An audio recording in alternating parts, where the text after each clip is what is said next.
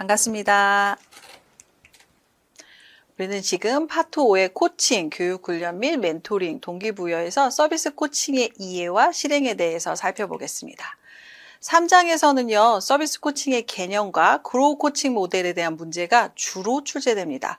서비스 코칭의 의의를 정확히 이해하고 조직 내에서 서비스 코칭의 이점을 학습해 볼 예정입니다. 코칭의 실행 1단계를 실행하기 위해서 스마트 목표 설정하기를 학습할 예정이고요. 그로우 코칭 모델의 단계를 이해하고 단계별 사용하는 질문의 예시를 함께 학습해 볼 예정입니다. 시작해 보도록 하겠습니다. 서비스 코칭이라는 거는요, 관리자나 상사가 성과 관련 문제를 해결하거나 직원의 능력을 개발하기 위해서 상호 관계를 갖는 과정을 얘기합니다. 인적 자원이 경쟁력이 되는 오늘날의 코칭은 핵심 인재 양성의 가장 효과적인 방법입니다. 빠르게 변화해가는 사회에서 스스로 생각하고 움직이는 인재를 양성하는데 코칭은 매우 중요한 관리 방법 중에 하나입니다. 사실 굉장히 능동적인 친구들을 찾기가 요즘 어렵다는 이야기들을 인사 담당자들한테 많이 듣습니다. 그래서 사실 좀 능동적으로 해나갈 수 있는 인재를 만들어내는 것들이 서비스 코칭에서 굉장히 중요합니다. 관리자에게 직원들의 능력을 함양하고 촉진시키기 위해서 직원들을 좀 격려하고 학습시키는 새로운 관리 역량, 즉 코칭 스킬이 점점 더 요구되는 시대입니다. 그러면 조직 내에서 이 서비스 코칭을 잘함으로써 어떤 이점을 가져줄 수 있느냐? 직원을 좀 진실되게 만들 수 있고요. 전체적인 맥락을 이해하도록 도와줍니다. 내가 하는 요 작은 업무가 아니라 전체적인 큰 틀에서의 업무를 이해할 수 있게 해주는 거고요. 직원을 좀 더 새롭게 만들 수 있도록 해주고요. 미래지향적이고 행동 변화를 중시할 수 있게 해주는 게 중요합니다. 그래서 직원들에게 진실되게 만드는 거, 직원 현재 어디에 있고 무엇을 어떻게 왜 하고 있는지 탐구하게끔 해주는 거, 그리고 제일 중요한 건요, 좀 스스로 무언가를 하고 결과를 초래하는 지각을 할 수 있게 해주는 게 중요합니다. 물론 지금 수업을 듣고 있는 여러분들이 그런 사람이 어딨어, 그런 조직이 어딨어 이렇게 반문하신다면 뭐 할 말은 없습니다. 그러나 사실 누군가가 해주기 이전에 내가 먼저 또 조직의 서비스 코칭에 적극적으로 한번 동참해 본다면 어떨까요? 그리고 전체적인 맥락을 이해하는 건 굉장히 중요합니다. 업무와 관련된 복잡한 역학관계에 대해서 적절히 질문하고 교환하고 직원이 전체적인 관점에서 문제를 이해하는 거. 사실 경영자 마인드 뭐 이렇게 여러 가지를 많이 하는데요. 사실 그러기는 쉽지 않습니다. 근데 만약에 내가 진짜 경영자가 된다고 생각해 본다면 보이는 시각이 굉장히 다를 텐데요. 그래서 전체적인 업무의 맥락을 이해하는 큰 틀을 갖고 있는 건 서비스 코칭에서 굉장히 중요합니다. 그리고 좀 새롭게 만들어 줄 수 있는 거. 보통 학생들을 취업으로 시켜보면 여기 계신 분들이 빨리 나가래요. 이런 말들을 제일 많이 하거든요. 더 늦기 전에 나가래요. 그런데요, 되게 가슴 아픈 말인 것 같습니다. 비전이 없어요. 예전에는요, 기업이, 직장이 나에게 비전을 만들어줄 수 있었던 시대였어요. 그런데요, 지금은 사실 기업이, 조직이 나에게 비전을 만들어주기가 굉장히 어렵습니다. 왜냐하면 변화하는 속도를 따라가는데 개인보다 기업이 더 무거워요. 늦게 쫓아가야 하거든요. 그러다 보면 더 발빠르게 움직일 수 있는 건 본인 자신이라는 거죠. 그러니까 새로운 관점에서 일에 대해서 새로운 걸 자꾸 깨치고 도전해 보는 건 개인의 몫이지 않을까 싶습니다. 좀 더 새롭게 만들어주는 거. 그래서 직장에 누가 들어온다면 여기서 발전할 수 있는 다른 방향을 좋게 모색하는 거에 대한 피드백을 좀 해주시면 어떨까요? 빨리 때려쳐 이렇게 얘기하지 마시고, 미래지향적이다, 과거의 잘못을 가린다기보다 지금 현재와 미래에서 어떻게 방향을 가줄 수 있는지, 변화하는 과정을 가질 수 있는지 초점을 해봐야 됩니다. 굉장히 유명한 어떤 연예인들의 그 수상소감 같은 걸 보면 발전하지 않는 나날들이었다고 생각했는데 생각해보니까 되게 많은 발전을 하고 있는 시간이었다라는 얘기를 여러분도 들어보셨을 거예요. 그래서 지금 하고 있는 것들이 점점 더 변화된 나를 만든다는 건 절대 변하지 않는 진리니까요. 그렇게 미래지향적으로 차곡차곡 쌓아가다 보면 발전돼 있는 나를 발견할 수 있을 것 같습니다. 지금 SMAT-B를 따겠다고 공부하고 있는 여러분도 사실 아무것도 하지 않고 있는 사람들보다 굉장히 무언가를 노력하고 있다고 저는 생각합니다. 행동 변화를 중시해야 되는데요. 보다 나아지기 위해서 새로운 변화를 추구하는 것, 시도하는 것이 정말 중요합니다. 자, 그런데 이런 서비스 코칭이 왜 어렵냐? 시간적 제약 조건이 있어요. 뭐 현재 직면하고 있는 긴급한 문제, 뭐 이런 거, 내가 하고 있는 일 이런 거 하다 보면 코칭을 자꾸 뒷전으로 밀리죠. 그리고 일단 관리자의 태도, 지시하고 감독하는 데 익숙해져 있지 뭐 코치로서의 역할에 부정적인 태도를 갖기가 쉽습니다. 그리고 안에 있는 내부적인 사람일수록 이게 더 커지겠죠. 그리고 경직된 조직 문화가 있어요. 관리자들은 부하 직원을 육성하는 데 대한 적절한 보상을 받고 있지 못하고요. 그리고 전부 다 하는 사람도 의무감에 하니까 서비스 코칭 활동은 굉장히 어려움을 많이 갖고 있습니다. 자, 코치의 역할이 있는데요. 다빈도로 출제됩니다, 여러분. 꼭 기억해 주십시오. 코치의 역할은 후원자, 멘토, 평가자, 역할 모델, 교사의 역할을 다 갖고 있습니다. 후원자는요, 성장에 도움이 되는 업무가 무엇인지 결정하는 데 도움을 주는 사람, 멘토는요, 어떤 분야에서 존경받는 조언자이며 기업의 정치적 역학관계에 대처하는 방법, 영향력의 행세를 통해 파워를 형성하는 방법 같은 것들을 좀 알고 있는 사람들. 그 다음에 평가자, 특정한 상황 하에서 직원의 성과를 관찰하여 적절한 피드백이나 지원을 하는 사람, 그리고 네 번째 역할 모델, 맡은 바를 행동으로 보여주는 역할을 수행하면서 직원들의 기업 문화에 적합한 리더십 유형을 제시하는 사람. 교사는요, 직원들이 자신의 업무를 효과적으로 수행할 수 있도록 업무상의 비전, 전략, 서비스 및 제품, 고객 등에 관한 정보를 제공하는 사람들입니다. 사실 인생에서 사람을 정말 잘 만나야 되죠. 뭐 첫 번째로는 부모님인데 그건 우리가 선택할 수 없고요. 선생님도 사실 우리가 선택할 수 없잖아요. 직장 동료도 사실 선택할 수 없긴 하나 여기서 굉장히 중요한 인생에 굉장히 좋은 선생님 그리고 직장에서 굉장히 좋은 코치를 만난다는 건 사실 굉장히 값진 선물일 거라고 생각합니다. 혹시 내가 그런 코치를 만나지 못했다면 여러분들이 누군가에게 그런 코치의 역할을 해주는 사람이 되는 것도 방법일 수 있을 것 같습니다. 자, 코칭에 5가지 스킬이 있는데요. 처음에 질문합니다.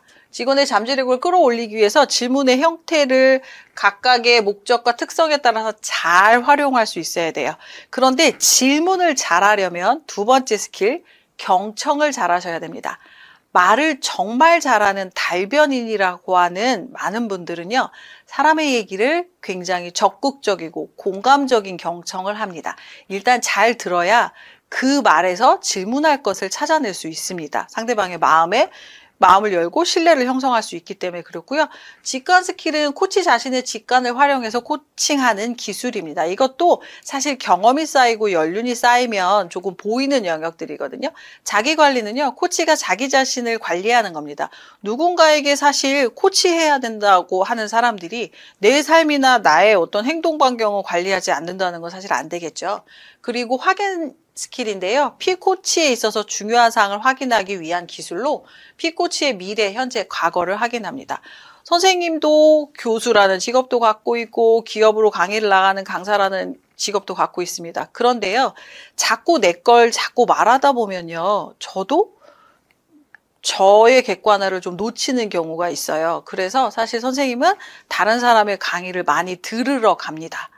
물론 다른 사람의 강의를 들었을 때 좋은 것도 있고 아닌 것도 있고 여러 가지 방법이 있지만 사실 내가 하는 것에 갇혀 있지 않으려면 많은 책도 읽어야 되고 다른 사람의 강의도 많이 들어야겠죠. 그리고 지금같이 1인 미디어의 시대에는 사실 굉장히 돈 들이지 않고 다른 사람이 이야기하는 여러 가지 것들을 얻어서 들을 수가 있거든요. 이런 여러 가지 방법들을 다 활용해 보실 필요가 있습니다. 시험 문제에 많이 출제되고 있는 갭스 코칭 모델의 단계를 한번 살펴보겠습니다.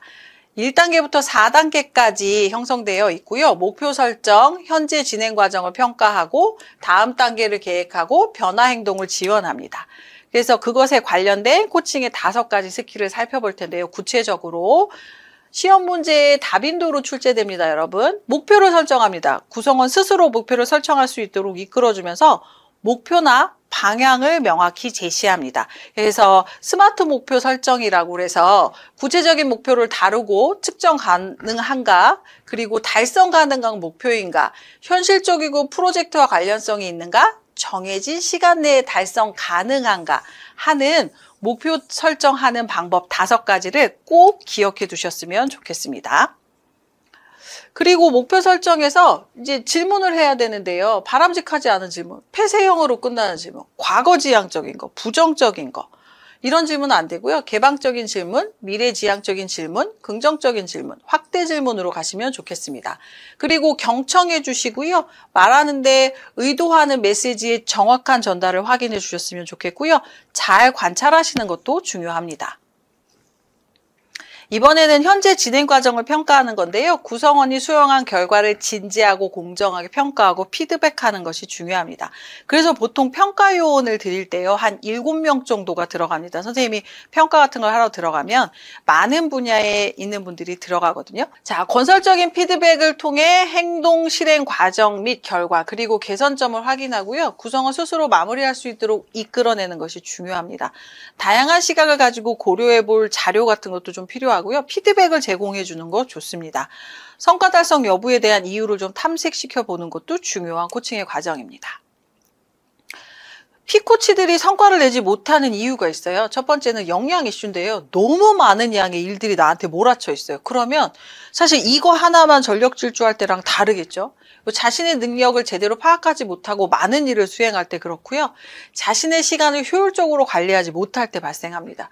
능력 이슈는요. 필요한 지식과 스킬을 보유하지 못한 상태로 떠맡게 될 때 더 그렇고요. 태도는 다른 업무나 개인적인 문제가 특정 도전 과제에 대한 태도나 마음가짐에 영향을 미칩니다.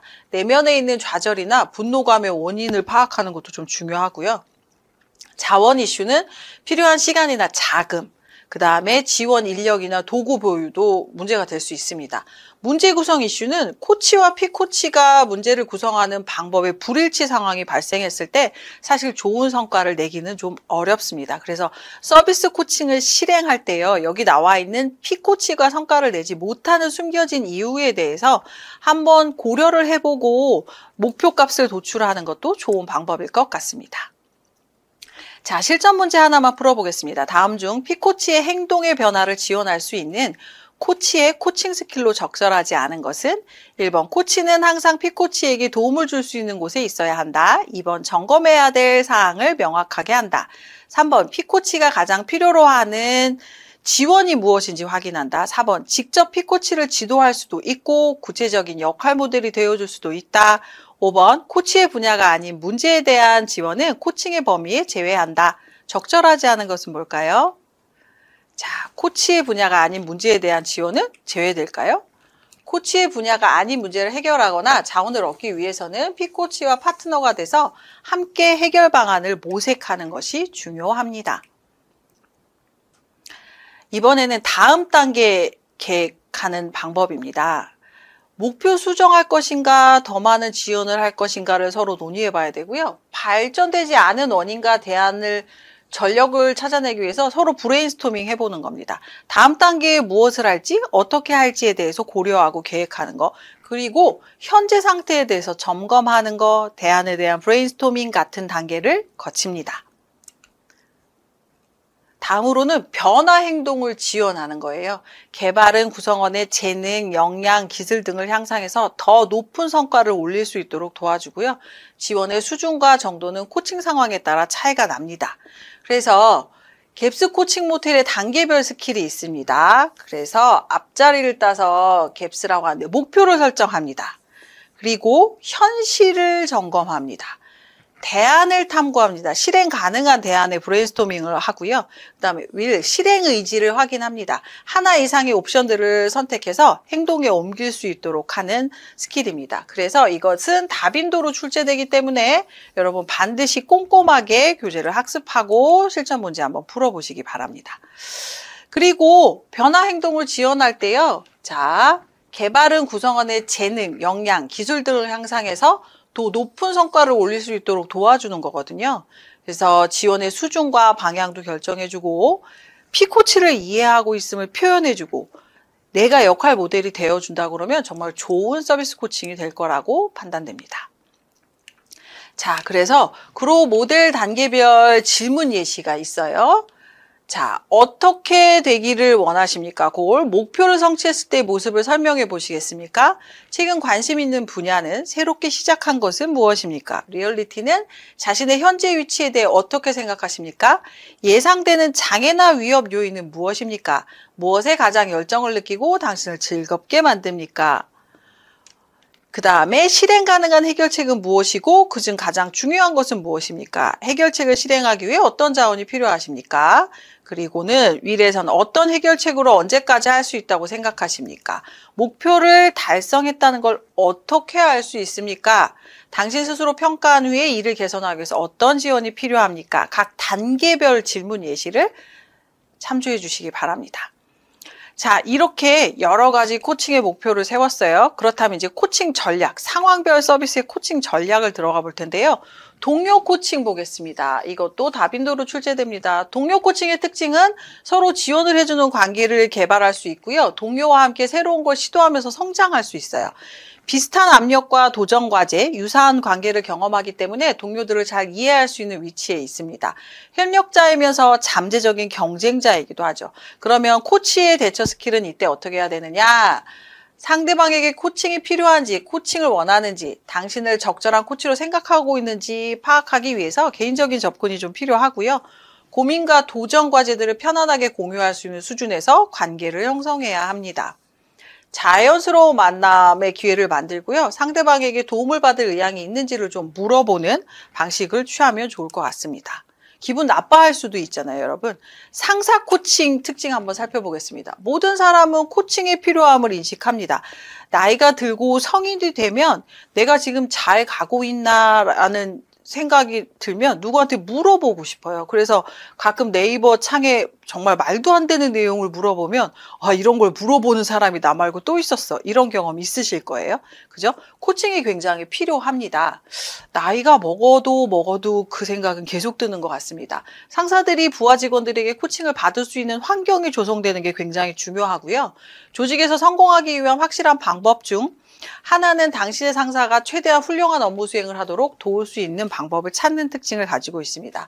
이때 어떤 대처 스킬을 가져야 되냐면 상사가 어떤 것을 잘하고 있는지 알려주고요. 피드백이나 건설적인 제안을 제공할 때 상사의 강점이나 상사가 가치 있게 생각하는 목표와 연결하는 것이 좋습니다. 부정적인 피드백을 제공했을 때 그 피드백이 얼마나 중요하고 적절한지, 상사가 해당 문제에 대해서 어떤 변화 행동을 할 수 있는지를 생각해 볼 필요가 있습니다. 상사가 피드백을 어느 정도 수용할 수 있는지도 미리 파악해 볼 필요는 있습니다. 자, 실전 문제 하나만 풀어보고 가겠습니다. 다음 중 코칭의 기본 자세로 옳지 않은 것은 코칭은 자기 책임을 요구한다. 2번 코치는 업무 성과와 인간관계를 구분하여 코칭해야 한다. 3번 코칭은 객관적인 사실과 데이터를 기반으로 수행해야 한다. 4번 코칭은 상호 간의 대화를 잘 이해하며 서로에게 배움의 과정을 갖도록 한다. 5번 코치는 상대방에 대한 개방적인 분위기를 유도하여 겸허한 자세로 응대해야 한다. 옳지 않은 것은 고르셨습니까? 코치는 업무 성과와 인간관계를 구분해서 코칭해야 될까요? 조화와 균형을 잘 맞춰서 해야겠죠. 이 공과 사를 딱 구분한다는 거 정말 쉽지 않겠죠. 그러지 않고 조화와 균형을 맞춰서 업무 성과와 인간관계에 대해서 적절하게 잘 코칭해 주시면 좋을 것 같습니다. 다음 중 코치의 코칭 스킬로 적절하지 않은 것은 1번 피코치 스스로 목표를 설정하기 어렵기 때문에 코치가 적절한 목표를 제시해야 한다. 2번 피코치의 현재 진행 과정에 대한 자료를 다양한 시각으로 수집해야 한다.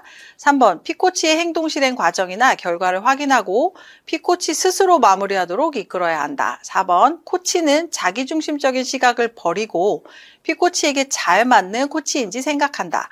5번 피코치가 더 높은 성과를 올릴 수 있도록 다양한 정보나 자료를 제공해 주어야 한다. 적절하지 않은 것은 고르셨습니까?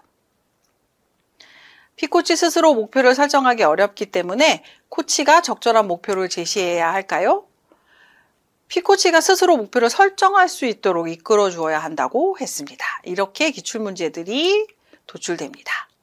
자, 이렇게 우리 파트 5의 서비스 코칭의 이해와 실행 살펴보았습니다. 네 번째, 정서적 노동의 이해 및 동기부여에 대해서 찾아뵙도록 하겠습니다. 고생 많으셨습니다.